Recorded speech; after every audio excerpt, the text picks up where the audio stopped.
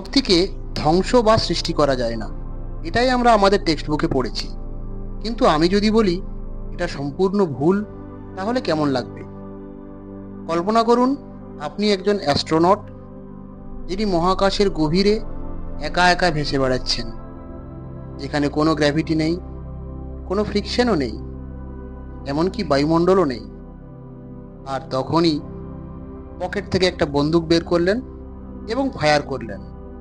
এখন নিউটনের প্রথম গতিসূত্র থেকে তো আমরা বলতেই পারি, যেহেতু এখানে কোনো বাধা নেই, তাই গুলি না থেমে সরলরৈখিক পথে কনস্ট্যান্ট বেগে চলতে থাকবে।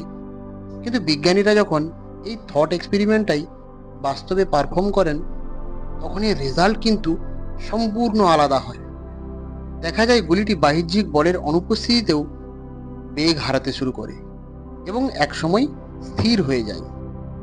অর্থাৎ আইনস্টাইন ও নিউটনের যে মাস এনার্জি কনজারভেশন, এই থিওরি এটাকে ব্যাখ্যা করতে ব্যর্থ হয়। কিন্তু তখন মনে প্রশ্ন জাগে, কিভাবে সম্ভব? এখন আইনস্টাইনের তত্ত্বের ভুলটা আইনস্টাইন কিছুতেই মেনে নিতে পারছিলেন না। আর তখনই আবির্ভাব হলো একটি মেয়ের, যে ভুলটা তো ধরলেনই এবং তার সঠিক ব্যাখ্যাও দিলেন, এবং এমন এক থিওরি দিলেন যা থিওরি অফ রিলেটিভিটি সহ কোয়ান্টাম ফিজিক্স তথা বর্তমান পদার্থবিদ্যার একেবারে নিউ ওয়ার্ক, এবং উত্তর দিলেন সেই সব প্যারাডক্সের যা আইনস্টাইনও দিতে ব্যর্থ ছিলেন।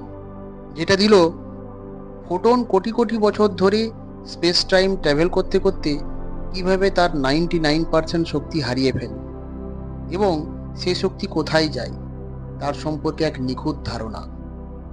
তো হ্যালো গাইজ, ওয়েলকাম টু 4পাই আইডিয়াজ। আমি বিবেক। তো চলুন শুরু করি আজকের এই নতুন এপিসোড। 1915 সাল, অ্যালবার্ট আইনস্টাইন তখন তার জেনারেল থিওরি অফ রিলেটিভিটি নিয়ে কাজ করছিলেন। এই থিওরি অনুযায়ী গ্র্যাভিটি কোনো ইনভিজিবল ফোর্স নয়, এটা একটা স্পেস টাইমের কার্ভেচার। উদাহরণস্বরূপ বলা যায়, একটা হেভি বল ট্র্যাপলিনের চাদরকে নিচের দিকে নামিয়ে দেয়, ঠিক যেমনটা গ্রহ নক্ষত্রগুলি স্পেস টাইমের বক্রতা সৃষ্টি করে, যার ফলে অন্যান্য বস্তু ওর চারপাশে ঘুরে। আর কটিংহাম ইউনিভার্সিটিতে তখন বিশ্বের দরবারে জেনারেল রিলেটিভিটি ব্যাখ্যা করছিলেন অ্যালবার্ট আইনস্টাইন। তখনও ওনার ভেতরে একটা জিনিস কাটার মতো বীজ ছিল, যা ছিল ওই নতুন সমীকরণের মোট শক্তির সংরক্ষণ বা কনজারভেশন অফ এনার্জি। কিন্তু পদার্থবিদ্যার একেবারে ফান্ডামেন্টাল ধারণাগুলোর মধ্যে একটা ধারণা হলো এনার্জি কনজারভেশন বা শক্তির সংরক্ষণ। তখন তিনি কনফিউজ ছিলেন, শক্তি কি তাহলে স্পেস টাইম ফেব্রিকের ভেতরে থেকে যাচ্ছে, নয় ম্যাটারের ভেতরে থেকে যাচ্ছে, নয় ম্যাটার এবং স্পেস টাইম ফেব্রিক দুয়ের মধ্যে থেকে যাচ্ছে? বিষয়টা নিয়ে বেশ চিন্তিত ছিলেন। এই সময় তার লেকচার শুনতে এসেছিলেন এক জিনিয়াস ম্যাথমেটিশিয়ান ডেভিড হিলবার্ট। তিনি লেকচার শুনে ইন্টারেস্টেড হয়ে আইনস্টাইনের ইকুয়েশন নিয়ে ভাবতে শুরু করলেন, এবং অনেক ভেবেচিন্তে তিনি বিয়াঞ্চি আইডেন্টিটির মাধ্যমে দেখালেন এই প্যারাডক্স রিজলভ হচ্ছে। তবে এখানেও একটা সমস্যা দেখা দিল।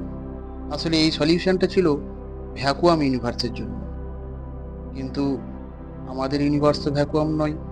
এখানে dark matter, dark energy, galaxy, star, nebula, বহু কিছু রয়েছে। তাহলে এটিও আইনস্টাইনের সমীকরণকে পূর্ণতা দিতে বা তার সঠিক ব্যাখ্যা দিতে ব্যর্থ হলো। তখনও আইনস্টাইন গিভ আপ করেননি। তিনি বিভিন্ন রকমভাবে ইকুয়েশনকে মডিফাই করার চেষ্টা করেন। একবার তো তিনি ম্যাটার এনার্জি এবং গ্র্যাভিটেশনাল ফিল্ড এনার্জিকে অ্যাড করে একটা কম্বাইন ইকুয়েশন লিখলেন এবং এই টোটাল এনার্জিটাকে কনস্ট্যান্ট ধরলেন। তারপর তার একটা সলিউশন বের করলেন। কিন্তু এই ইকুয়েশনেও একটা বড় সমস্যা ছিল, আর সেটা হলো গ্র্যাভিটেশনাল ফিল্ড এনার্জি, যা মূলত একটা সুডো টেনসার। প্রসঙ্গত বলে রাখি, সুডো টেনসার এমন একটি জিনিস যা কোঅর্ডিনেটের উপর নির্ভরশীল। অর্থাৎ ধরা যাক একজন অবজারভার পৃথিবীতে বসে আছে, অন্য একজন চাঁদে বসে আছেন। দুজনেই একই শক্তির পার্থক্যকে আলাদা আলাদা দেখবেন। অর্থাৎ চাঁদ থেকে একরকম দেখবেন, আবার পৃথিবী থেকে অন্যরকম, যা জেনারেল রিলেটিভিটির বেসিক রুল প্রিন্সিপাল অফ কোভেরিয়েন্সকে মানছে না। কিন্তু ওই কোভেরিয়েন্স প্রিন্সিপালের উপরে দাঁড়িয়ে রয়েছে স্পেস টাইম কার্ভেচারের ধারণা, জিওডেসিক টেনসরের ধারণা, যা একেবারে ম্যাজিস্টিক কনসেপ্ট। অর্থাৎ আইনস্টাইন নিজেই নিজের থিওরির উপর বিশ্বাস রাখতে পারছিলেন না। কেবলমাত্র এনার্জি কনজারভেশনকে গুরুত্ব দিতে গিয়ে এই ঘটনাটা তিনি ঘটাচ্ছেন। কিন্তু এটাও তো ঠিক, এনার্জি একেবারে ফান্ডামেন্টাল জিনিস, আর এনার্জির একটা স্টেবল এক্সপ্লানেশন দরকার। অর্থাৎ আইনস্টাইনের থিওরিটা বেশ দোদুল্যমান অবস্থায় দাঁড়িয়ে গেল। শত চেষ্টা করেও সবকিছুর সঠিক ব্যাখ্যা আসছিল না। আর তখনই বিজ্ঞান জগতে এন্ট্রি নিল এক নতুন নক্ষত্র, যার নাম তখনও কেউ শুনেনি। তিনি কোনো বিশ্ববিদ্যালয়ের অধ্যাপকও ছিলেন না, স্টুডেন্টও ছিলেন না, এমনকি তাকে কোনো বিশ্ববিদ্যালয়ে ভর্তিও নেওয়া হয়নি। তাকে বলা হয়েছিল সে একজন অবজারভার রূপে ক্লাস শুনতে পারে, তবে স্টুডেন্ট হিসেবে তাকে গণ্য করা হবে না। আর সেই স্বনামধন্য যশার নাম এমি নথার। হ্যাঁ, এই নথার পরবর্তীতে একজন বিখ্যাত মহিলা গণিতজ্ঞ তথা পদার্থবিদ হিসেবে সর্বজন স্বীকৃত। যদিও যে ফেম তার পাওয়ার কথা ছিল, তার কিছুই তিনি পাননি।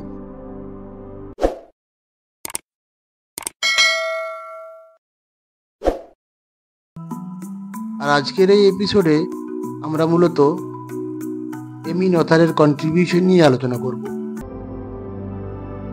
যে কোনো একটা সিস্টেমকে যদি তার কোনো প্রপার্টি পরিবর্তন না করে তাকে যদি সামান্যতম বাড়ানো বা কমানো যায়, এবং তারপরেও যদি সিস্টেমটা একই থাকে, তাহলে সেটাকে বলা হয় সিমেট্রি। অর্থাৎ এই ইউনিভার্সে সিমেট্রি একটা বড় রোল প্লে করছে। এই সিমেট্রি দিয়েই তিনি শুধু রিলেটিভিটিকেই ত্রুটিমুক্ত করেননি, সকলের সামনে বিশ্বব্রহ্মাণ্ডের সিক্রেটকে তুলে ধরেন। পদার্থবিদ্যার সকল সূত্রগুলোই সিমেট্রির উপর দাঁড়িয়েছে। অ্যাঙ্গুলার মোমেন্টাম হোক, লিনিয়ার মোমেন্টাম হোক, কনজারভেশন অফ এনার্জি হোক। তাই তিনি এই সিমেট্রির উপরেই বেশি গুরুত্ব দিয়েছিলেন। তো প্রথমে আমাদের দেখে নেওয়া যাক একটা এক্সাম্পলের মাধ্যমে এই সিমেট্রি কি জিনিস।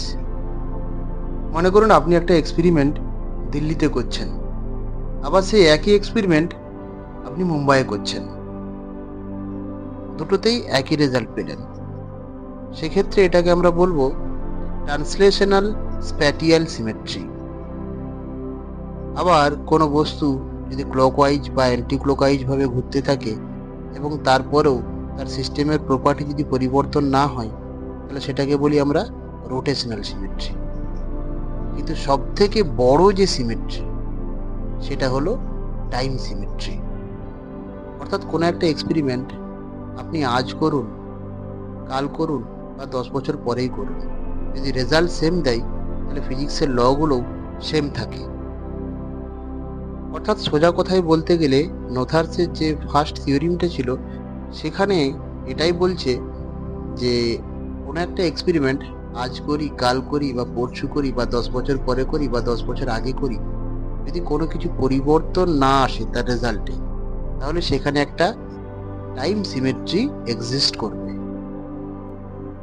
অর্থাৎ সেই প্রথমের এক্সপেরিমেন্টটা যেখানে একটা বুলেট ফায়ার করেছিলাম, সেখানে যদি টাইম সিমেট্রি এক্সিস্ট করে, তাহলে কোনো এক্সটার্নাল এজেন্সি বা বাহ্যিক বলের প্রভাব ছাড়া বুলেটটা কিন্তু কনস্ট্যান্ট মোশনেই সরলরেখা বরাবর চলার কথা। কিন্তু এখানেই শেষ নয়, এটা তো ছিল নথারের থিওরির অর্ধেকটা। যেটা নথারের সেকেন্ড থিওরি, সেখানে বলা হচ্ছে কি টাইম সিমেট্রি ব্রেক করে, সেখানেই আমাদের লস অফ এনার্জি এক্সিস্ট করবে। যেমন ধরুন, ব্রহ্মাণ্ড শুরুর সময়তে যে ফোটনগুলো ছিল, সেই ফোটনগুলোকে আমরা এখন কসমিক মাইক্রোওয়েভ ব্যাকগ্রাউন্ড রেডিয়েশন বলছি। অর্থাৎ ওই ফোটনগুলো সেই তখন থেকে যাত্রা শুরু করার সাথে সাথেই ওদের এনার্জি লস হতে শুরু করেছে, এবং প্রায় তাদের 99% এনার্জি তারা লস করে ফেলেছে। প্রশ্ন হচ্ছে ওই এনার্জিগুলো গেল কোথায়? আর স্পেস টাইমটা যেহেতু এক্সপান্ড করছে, সেই জন্য ওই এনার্জিগুলো ওই স্পেস টাইমের ফাঁকে ফাঁকে হিডেন হয়ে যাচ্ছে। বা সোজা কথায় বলতে গেলে, যেহেতু আমাদের ইউনিভার্স একটা এক্সপান্ডিং ইউনিভার্স, তার জন্য ওই স্পেস টাইম ফেব্রিকের ভেতরেই ওই এনার্জিটা লুকিয়ে যাচ্ছে। আপনি যদি ফাঁকা স্পেসেও একটা গুলি করে থাকেন, সেখানে ফ্রিকশন না থাক, গ্র্যাভিটি না থাক, কিন্তু সেখানে যেহেতু স্পেস টাইমটা এক্সপান্ড করছে, সেখানে ওই স্পেস টাইম ফেব্রিকের ভেতরে যে ফাঁকা জায়গাগুলো থাকছে, এখানে আমাদের এনার্জিটা বিলীন হয়ে যাচ্ছে। তাই এখানে কনজারভেশন অফ এনার্জি আমাদের হচ্ছে না, এবং এখানে আমাদের লস অফ এনার্জি আমরা দেখতে পাচ্ছি। আসলে এনার্জি কনজার্ভ করে সেটা কি আমাদের খুব স্মল স্কেল বা লোকাল ডোমেনে, কিন্তু যখন আমরা এটাকে একটা গ্যালাকটিক স্কেলে দেখব, তখন আমরা দেখতে পাবো এনার্জি কিন্তু কনজার্ভ করছে না। অর্থাৎ Newton's first law of motion যেটা বলছিল, সেটা কিন্তু আর খাটবে না। আসলে আইনস্টাইনের সব থেকে যেটা বড় ভুল ছিল, সেটা হলো কি, যে নিউটনের যে ফার্স্ট ল অফ মোশন, সেটাকে উনি সঠিক ভেবে ফেলেছিলেন। কিন্তু নিউটনের যে ফার্স্ট লস অফ মোশন, সেটা সঠিক, কিন্তু লোকাল ডোমেনে। যখনই সেটা আমাদের বৃহত্তর ক্ষেত্রে আমরা ওটাকে অ্যাপ্লাই করার চেষ্টা করব, তখন দেখতে পাবো এটা পুরোপুরি সঠিক নয়। অর্থাৎ সোজা কথায় বলতে গেলে এমি নথার আমাদের এটাই বোঝালেন, যেখানে টাইম সিমেট্রি এক্সিস্ট করবে, সেখানে energy conservation, angular momentum conservation, linear momentum conservation সবই খাটবে। কিন্তু যেখানে আমাদের স্পেস টাইম সিমেট্রি বা টাইম সিমেট্রি ব্রেক করবে, সেই জায়গাতে এনার্জি কনজারভেশন কোনোভাবেই খাটবে না। এভাবেই তিনি আইনস্টাইনের জেনারেল থিওরি অফ রিলেটিভিটির যে বড় একটা হোল ছিল বা ত্রুটি ছিল, সেই ত্রুটিকে মুক্ত করেন। আর যেহেতু আমরা এক্সপান্ডিং ইউনিভার্সে বসবাস করছি, সেই জন্য এখানে আমাদের টাইম সিমেট্রি ব্রেক করে, আর তার কারণেই আমাদের এনার্জি কনজারভেশন পুরোপুরিভাবে গ্লোবাল স্কেলে খাটবে না। অর্থাৎ আইনস্টাইন যেটা ভাবছিলেন যে এনার্জিটা কনজার্ভ হওয়া উচিত, সেটা ঠিক না। এনার্জিটা সত্যি সত্যি ওখানে কনজার্ভ হবে না।